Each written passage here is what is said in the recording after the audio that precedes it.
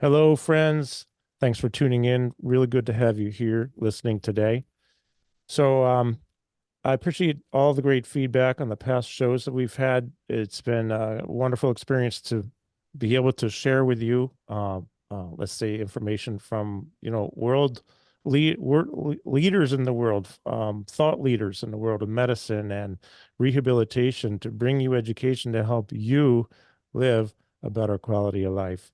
In fact, that's that's what we're here for.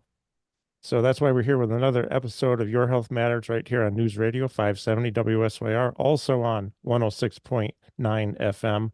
And today I have a very, very special guest with me. I've been looking forward to speaking with this gentleman for actually a long time. His name is Dr. Ray Dorsey, and he's a very prominent figure in the field of neurology, specializing in Parkinson's disease and other movement disorders. He holds the position of the David M. Levy Professor of Neurology at University of Rochester. So without further ado, I'd like to introduce Dr. Ray Dorsey. Ray, thank you for joining us. How are you doing today? Doing very well, Carl. Many thanks for inviting me. Many thanks for your service to the community and helping people live a higher quality of life. Well, thank you, and thank you for what you do as well. I want to first of all just start by saying that I really enjoy your book. Um, I call it Ending Parkinson's because those are the biggest letters on the cover, and it really jumps out and it stands out to me. Um, and what there's a lot you talk about in this book that I'd love to share with listeners. One of the things I've talked about when I, teach, and it's because I learn from people like yourself, is Parkinson's seems to be, if I'm not mistaken, maybe the fastest growing brain disorder.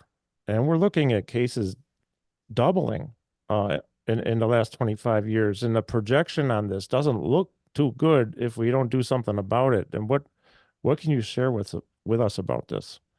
Yeah, so Parkinson's disease was first described in 1817, first major description in 1817 by Dr. James Parkinson. Dr. Parkinson was a 61-year-old surgeon at the time, long been practicing medicine, and I think his father was a physician. And he said he wrote an essay when he's 61 about something new he saw on the streets of London. And he said, I'm describing a new condition. He didn't call it Parkinson's disease. He called it a shaking palsy or paralysis agitans. Right. And he described people who had a tremor, which had previously been described, but this tremor associated with a stoop posture, with a shuffling gait, this propensity to walk faster and faster and to fall forward, he said was new. He said it had not been classified in the medical literature, and he was clearly concerned about it. At that time, he described 6 individuals with the disease. 200 years later, in 2017, the Global Burden of Disease study estimated that 6 million people had Parkinson's disease. So how do you go from something affecting 6 people to 6 million in the span of 200 years? It clearly can't be genetics, and it's growing far faster than would be expected by aging alone. So the central thesis of the book, the central thesis of my work today is that Parkinson's disease, the world's fastest growing brain disease, is preventable. Parkinson's disease, the vast majority of it is preventable. There's no reason that 1.2 million Americans need to be suffering with this debilitating and deadly disease. There's no reason that 200 Americans need to be diagnosed with the disease today. There's no reason that 100 people with Parkinson's disease need to die today. We can prevent Parkinson's disease for future generations and give the world in the future a world where Parkinson's disease is increasingly rare, not increasingly common. Well, that sounds good to me. I mean, it's really, you know better than I do, but we're seeing all stages of Parkinson's here, quality of life affected, not just for the person living with it, but caregivers, family, coworkers, friends. Um, to what degree, if you're able to estimate this, to what degree do you think environmental factors might play a role? And is there a let's say a combination factor of genetic predisposition to a mutation as, let's say, a result of a long-term exposure to a toxin or something like that? Paraquat, that'd be a good example. I think overwhelmingly the vast majority of Parkinson's disease is environmental. I think the vast majority of Parkinson's disease has very little to do with genetics. and the vast majority of people get Parkinson's because they're exposed to environmental toxicants in their food, water, and air. If you're not exposed to these toxicants in your food, water, and air, you're not going to develop Parkinson's disease. Okay. So just a few words on genetics. So we know that about 15% of people with Parkinson's carry a genetic risk factor for the disease. There's one called mutations in a gene called Parkin that those mutations alone are sufficient to cause the disease. That accounts for about 1 or 2% of people with Parkinson's disease. Said another way, 98 to 99% of people with Parkinson's disease, as far as we know, if that genetic factors are insufficient to cause the disease. Another 10 to 15% carry a genetic risk factor for the disease, the most common of which is a mutation in a gene called LRRK2. That carries a lifetime risk of 30 to 40%. The other most common one is even more common than that, is a mutation in a gene called GBA, which if you carry it increases your lifetime risk of developing the disease is 10%. So we know that for 85% of people don't carry any of these genetic risk factors and have no underlying known predisposition to developing Parkinson's disease. We've known for over 100 years, since Sir William Gowers, a British neurologist who wrote the Bible of Neurology, he said, of all my patients with Parkinson's disease, only 15% of them have a family history of the disease. Today, only 15% of people have a family history of the disease. So we know overwhelmingly that this is a environmentally determined disease. We've known that from research done in twins. We've known that from works done by Dr. Caroline Tanner at UC San Francisco for the last 40 years. So if it is due to environmental factors, what are those environmental factors? Well, I said it's food, water, and air. So I think it's certain pesticides, including a pesticide called paraquat. Over 30 countries, really maybe over 50 countries, including China, have banned this pesticide. But the United States has not. This weed killer is sprayed on fields in Syracuse. It's sprayed on weeds in Rochester, New York, where I live. Sprayed throughout the United States. It's sprayed on corn, cotton, and vineyards. Second is in our water. One of the most common water contaminants is a dry cleaning and degreasing chemical called trichloroethylene. I'm going to just, I have a little motto. Thank you. I have it up here. Many of your listeners know that water is made up of 3 atoms, H2O, 2 hydrogens and oxygens.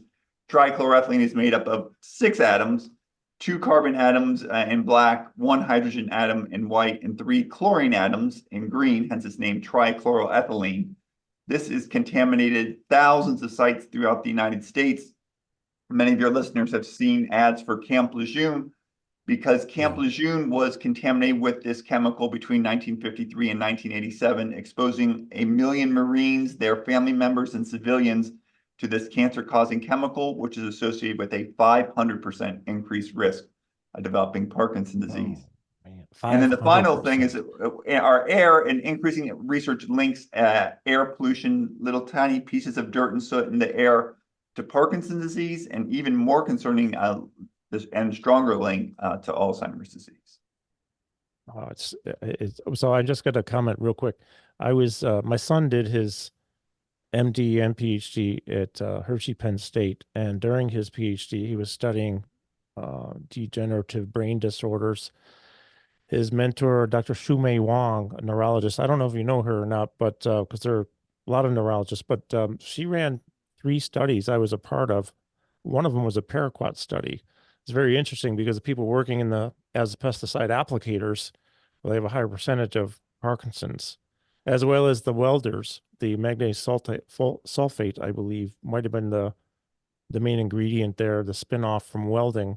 So I was in 2 welder studies as a control subject because I've never welded and never done agricultural work, but very interesting. Yeah. So let's talk about paraquat. So Dr. Caroline Tanner, over 10 years ago, did a study showing that farmers who were exposed to paraquat didn't have a 10% increase, not a 15, not a 50%, but a 150% increased risk of developing Parkinson's. Farmers exposed to paraquat have a 150% increased risk of developing Parkinson's disease. Paraquat is not new, it's not cutting edge technology. It was developed in the 1950s. Right. So few people would drive in a car or fly in an airplane from the 1950s, but we still allow a weed killer from the 1950s to be sprayed on farms in Western New York. This pesticide is so toxic, it kills the weeds that Roundup can't. Yeah. Uh, it's been used to commit homicide and suicide. The EPA's own website says one sip can kill. The EPA's own website says one sip can kill. Yet last month, the EPA allowed for continued use of paraquat in upstate New York and throughout the United States. Mind blowing. We have to head out to a break just for a couple of minutes, folks. So we'll be back with Dr. Ray Dorsey, University of Rochester, after this short break. Thanks for listening. All right. I have to tell you what you were just saying there before this commercial break, this last one, that's frightening to even think that they're telling us this information, yet it's still okay to use that stuff when it's really not okay. Frightening. I Yes, wonder, like, why do you think that is? well, there was a great piece in the Guardian, a British investigative journal, like the equivalent of like Frontline. And there have been farmers who have developed Parkinson's disease after working with paraquat, and they've sued the manufacturer. It turned out, according to the Guardian, they've reviewed legal documents as part of those court cases, and they found that the manufacturer of paraquat fed paraquat to mice, to rats, and to rabbits, and they all developed clinical or pathological features of Parkinson's disease. Oh, The chemical company did these experiments on rats, mice, and rabbits, according to the Guardian, in the 1960s. oh, So that's before I was born. That's over 50 years the chemical company has known that their pesticide, when fed to laboratory animals, 3 mammalian species, produces the features of Parkinson's disease. According to the Guardian, did they seek to withdraw their product? No. Did they seek to introduce a safer alternative? No. They sought to double down on their blockbuster product and engage in a freedom to sell campaign. And that freedom to sell campaign has resulted in paraquat being sprayed on fields throughout the world, except in the countries that have banned it. Until recently, the three countries, according to the Global Burden of Disease Study, that had the highest rates of Parkinson's disease were the United States, Canada, and Argentina. And until I believe 2022, paraquat was being sprayed in all three of those countries. oh man. That's disturbing to say the least. And so this is a campaign. We wrote a piece highlighting that this is we've seen this before. So we know the tobacco company did the same thing. They used to advertise that tobacco was healthy, that you would have doctors like me be in advertisements talking about the health benefits Sure. of cigarettes. We've seen the same thing with lead paint. Used to have children being advertised, being used in promotions to extol the benefits of lead-based paint. Yeah. These are all my friend and colleague, Professor Amit Ray at Rochester Institute of Technology said, Ray, this is agnotology. And I was like, what in the world is agnotology? And he goes, Ray, agnotology is the deliberate production of ignorance, often for commercial gain. Science, ideally, is the production of knowledge, ideally for the public's good. Agnotology is the opposite. Agnotology is the production of ignorance, often for commercial gain. And I think we've seen this play out with tobacco. We've seen this play out with leaded paint. We've seen this play out with the opioid crisis. We've seen this playing out with social media. And I think we're seeing this play out with paraquat. This is a deliberate, agnotology is a deliberate production of ignorance so that people like you and me, and I wasn't aware of I had no idea about these experiments that the company allegedly was doing in the 1960s. These are deliberate production of ignorance. So we're left in the dark. We're seeing shadows like, Plato's cave. We're seeing those Sure. shadows, and we should be really, really concerned if we're seeing shadows when it comes to paraquat, if we're seeing shadows when it comes to social media, when we see shadows in smoking, what else are we seeing shadows of? And what are other environmental intoxicants that are contributing not just to Parkinson's, but what other brain diseases, to what other cancers? Because there's a reason that life expectancy in the United States today is less than when it was when I was in medical school. It's less, even though we're smoking less, and even though we spend 50% more on healthcare today than we did when I was in medical school, and life expectancy is less. There are reasons why our health is worse than it has, and I think we need to look and see what's in our environment that's contributing to disease and disability. Is disturbing as it is to hear this, I am grateful that you're sharing this information because so many will not share this information. And I'm talking not to diss anyone in the medical community or the neurology community, but they won't talk about it or they won't acknowledge it. And this drives me absolutely nuts because we know a lot of this stuff is being suppressed.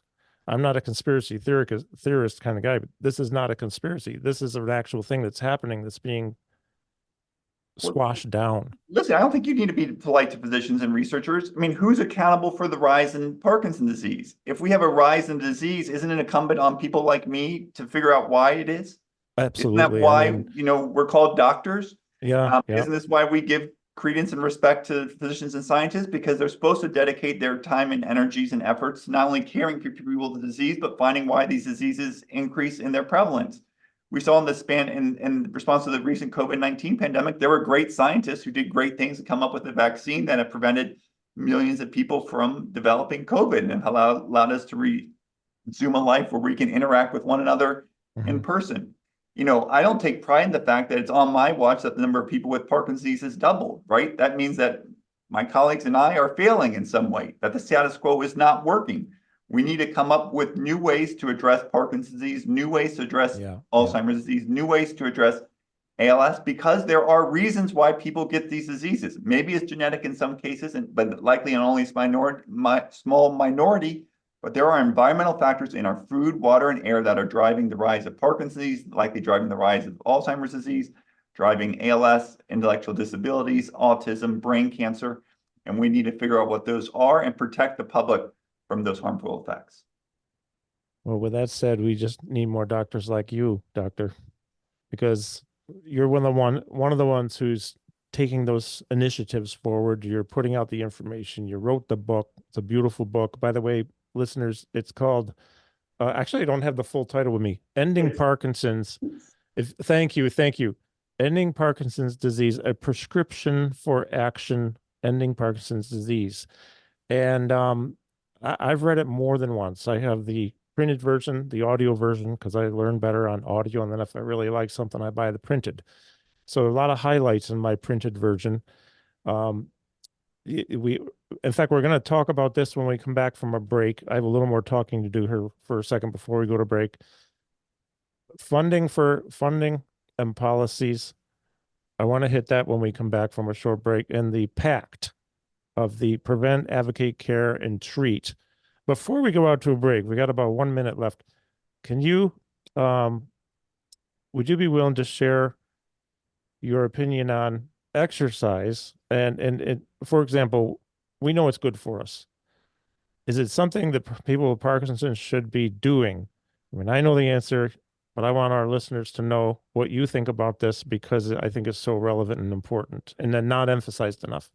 Yeah, so Sir William Gowers, the father of modern, who wrote the Bible of Neurology in the late 1800s, said that the life of people with Parkinson's disease should be quiet and restful, and he was wrong. Yeah. So people with Parkinson's disease should be exercising and loud and make their voices heard and sweat a little bit. So we have increasing evidence that exercise is beneficial to people with Parkinson's disease and is associated with a decreased risk of ever developing the disease. So if you have Parkinson's disease, you should be physically active to the extent you can. I routinely recommend my patients recommend exercise at least an hour a day if they could. And I said, if I had Parkinson's disease, I would exercise 2 hours a day. And anything from walking, yoga, tai chi, ballroom dancing, swimming, cycling, boxing without getting your head hit have Sure. all been shown to be a benefit in studies. And there are lots of things that people with Parkinson's disease can do to have a higher quality of life today. Absolutely. All right. Well, thank you, doctor. We're going to come back in a couple of minutes after a news break here. You're listening to Your Health Matters right here in News Radio 570 WSYR, also on 106.9 FM. And we'll be back after this short break. Okay, folks, and we're back with Dr. Ray Dorsey, University of Rochester neurologist. We're talking about Parkinson's disease. We're also talking about his wonderful book, A Prescription for Action, Ending Parkinson's Disease. I highly recommend buy it. Okay, learn about this. In the book, Dr. Dorsey talks about a pact for action. All right, prevent, advocate, care, and treat.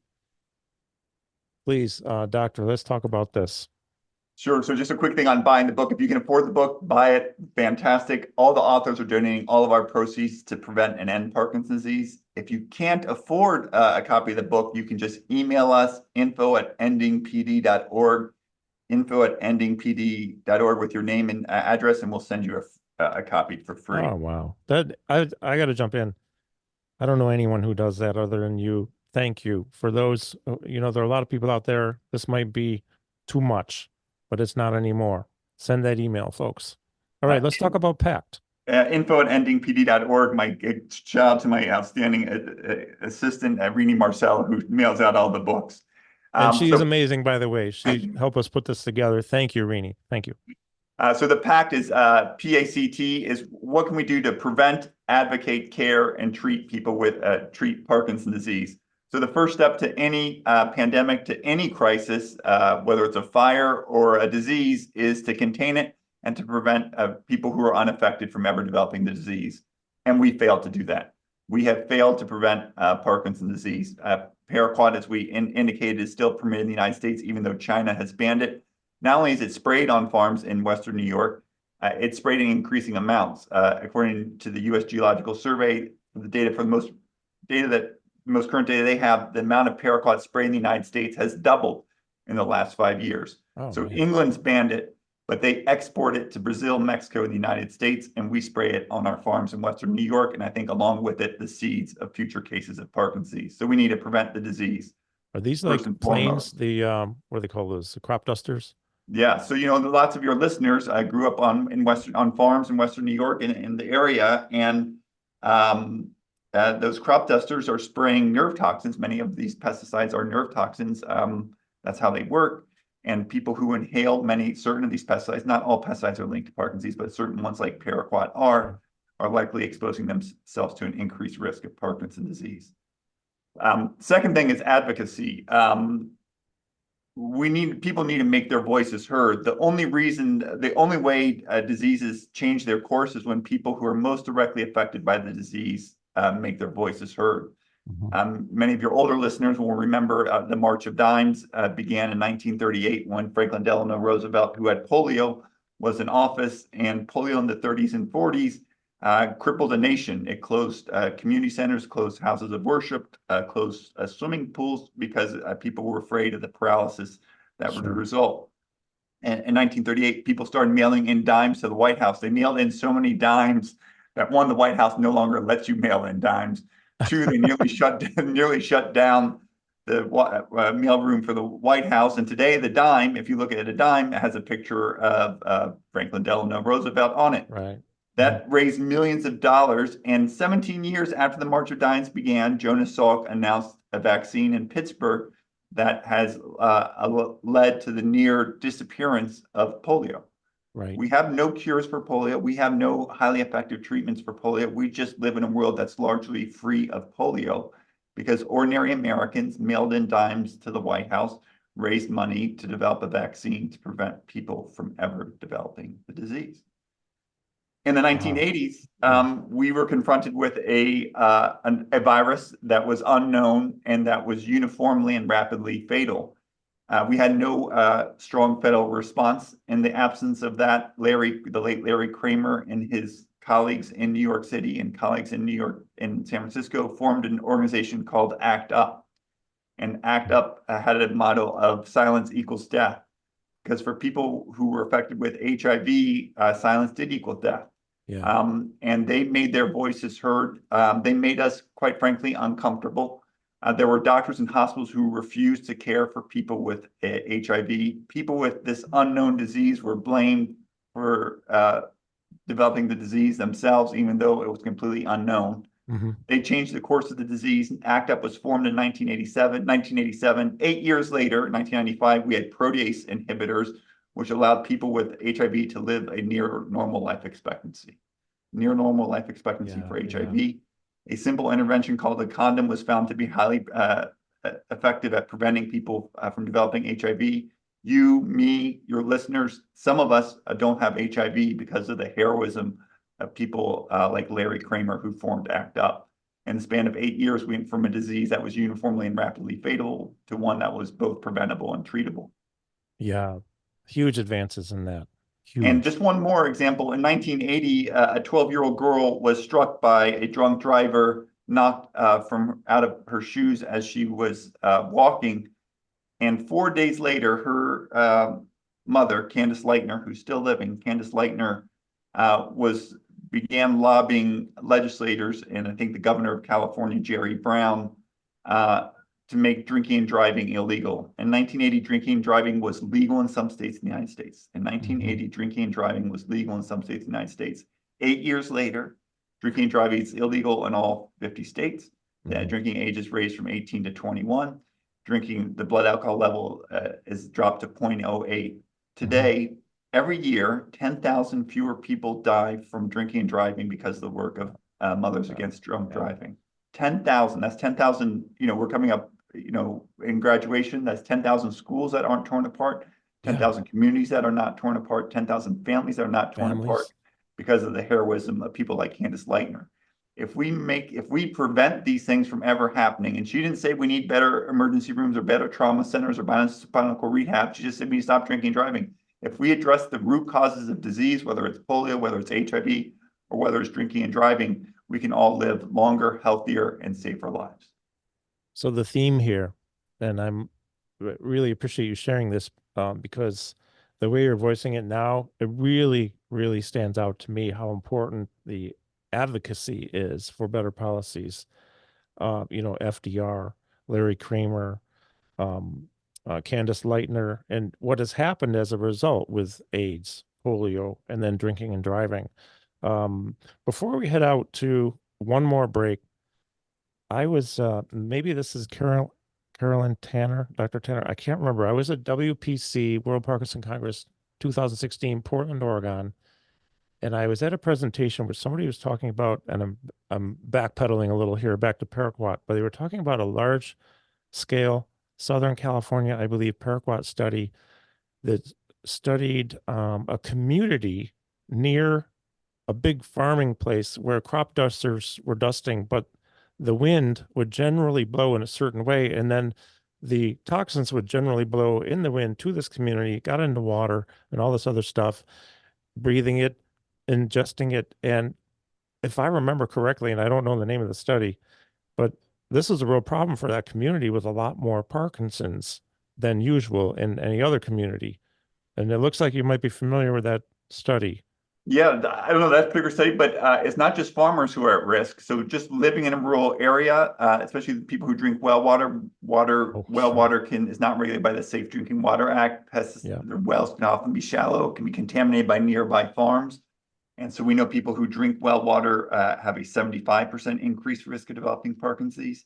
In addition, people who live in rural areas could be exposed to airborne pesticides. So pesticides can be both inhaled and they can be ingested. And I think depending on the way, whether it's inhalation or ingestion, both can lead to Parkinson's disease, likely a different constellation of symptoms, but big risks for people who just simply live in rural areas and who aren't even engaged in farming. Wow. Yeah, that's really good to know. All right, we're going to head out for the last break here.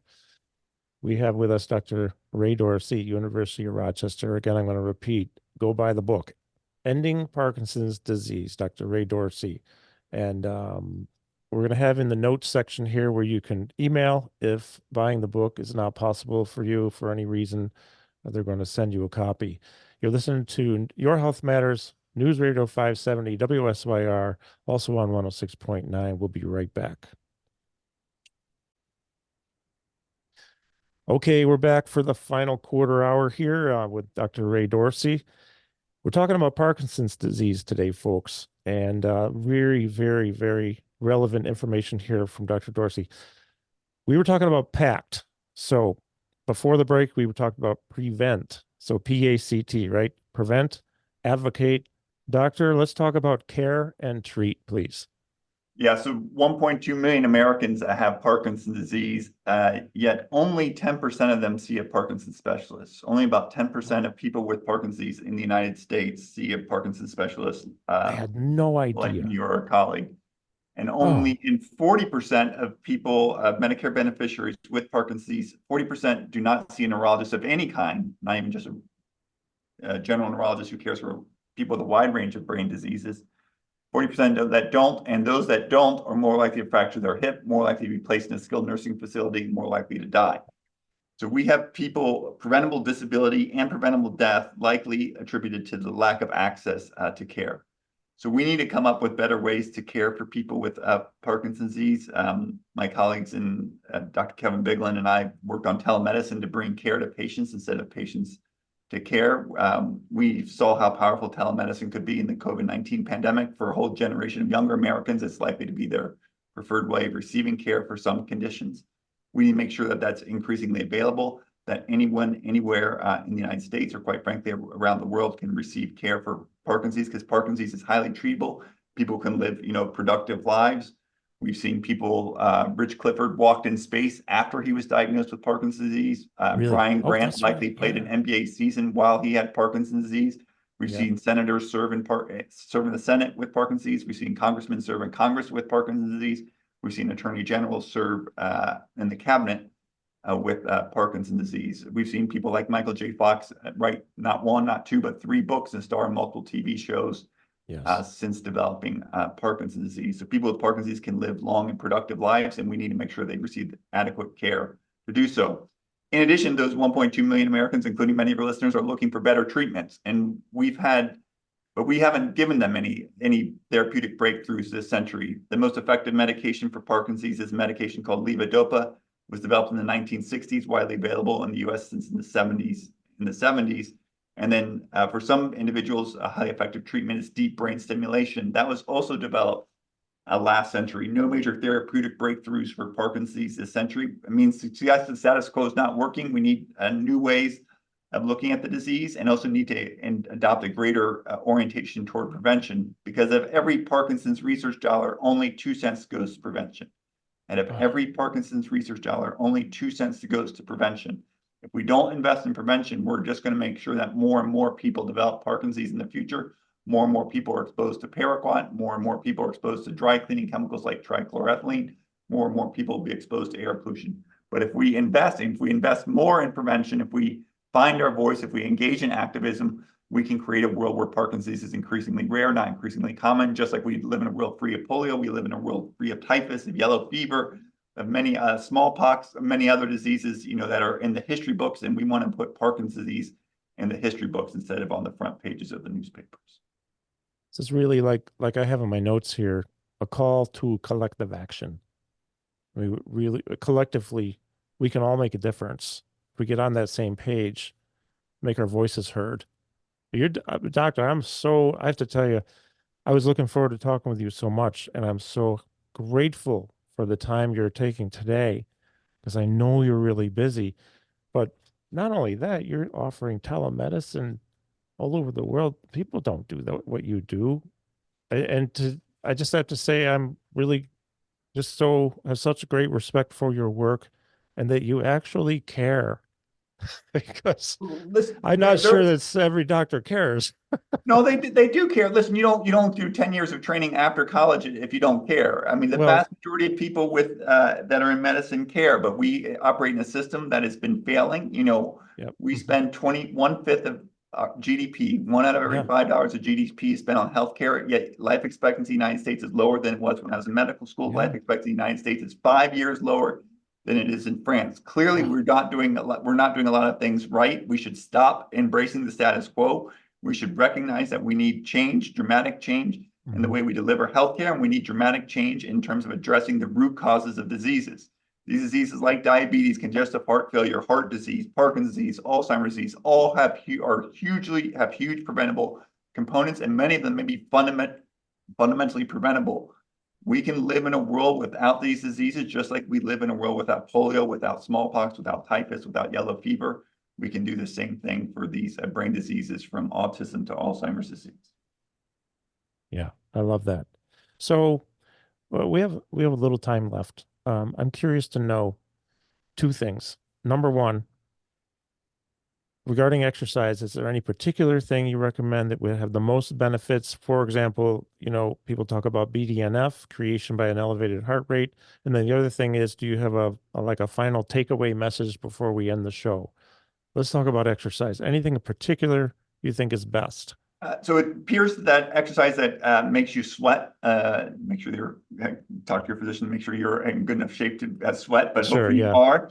Yeah. That you sweat, so that raising heart rate. So we know for people in their 40s, 50s, and 60s that vigorous exercise, equivalent to 3.5 hours a week of swimming or running, is associated with a 20% lower risk of developing the disease. So one nice, easy thing you can do: sweat. I biked into work today, so I got a little bit of sweat, and I'm trying to decrease my risk of developing Parkinson's disease. Sure. And then for people with the disease, it appears to be the same thing, that vigorous exercise releases growth factors in the brain that protect these nerve cells, many of which have already died off. So if Mhm. you had nerve cells that die off, you want to protect the ones that you have. So exercise is a great way to do that. And then likely, just like for smoking and lung cancer, if your smoker gets diagnosed with lung cancer, the first thing is to stop smoking. If you have Parkinson's, you should be limiting your exposure to toxicants, especially avoiding pesticides, buy organic, wash your fruits and vegetables. Be careful what's used on your lawn and lawns next to you. Sure. Put a water filter on your water, like I use one from Pure or Brita.